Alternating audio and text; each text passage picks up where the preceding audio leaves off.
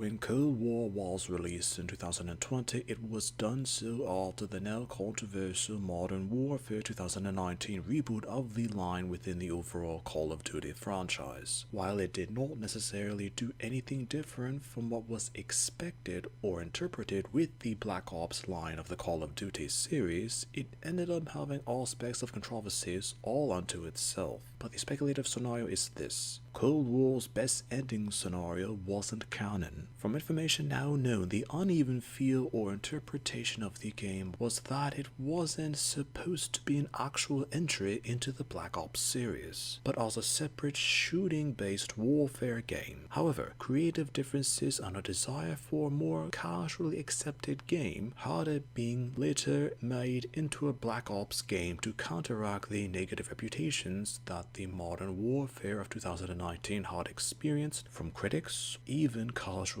or serious players. It was later argued that the best aspect of the game was the single-player campaign, as the story depicting the Cold War was the best experience that gamers were able to do, but it's widely known that casual or even serious players of the Call of Duty franchise don't exactly play the campaign modes. So naturally, the emphasis of focus from gamers went to the multiplayer mode. Ironically, critics complain that when Cold War's experience, when in comparison to Modern Warfare 2019's experience, was in all aspects inferior, and there were clear complaints about map layouts, technical details, or content available to players of the time when the game was originally released. Due to the very linear or streamlined details of the campaign scenarios and how they can often be connected to future installments, the said endings are often predictable or even safe due to Activision or Treyarch not wanting the games to be too different from what casual players could want or necessarily demand from the series. According to popular opinion, the best ending of the campaign mode is in all actuality the worst ending. The entire campaign was based on Perseus, an unconfirmed or even unknown Soviet spy that infiltrated the United States government and obtained information on nuclear technology for the Russian government on communist interests. In the official ending, Perseus is never technically depicted or shown, and the notion of the concept is discreetly abandoned due to real-life events not actually being confirmed, and that the Cold War story mode is just being that, a fictional story. But as mentioned, to the worst ending, Perseus is actually depicted and shown within the game, and later gives reasons for why they obtained American nuclear information for the Soviet Union. The nameless or faceless protagonist of the campaign, Bell, is killed by Adler, and nothing comes of it in the official canon. Through the worst ending, Bell is shown as a victim of American propaganda, unclear or even outright brainwashing, and having Bell side with the Russians is a natural or even expected outcome from dialogue. It was from a worldwide point of view that what the United States did during the Cold War wasn't always the best choice, depending on the situation, on having a resulting doomsday scenario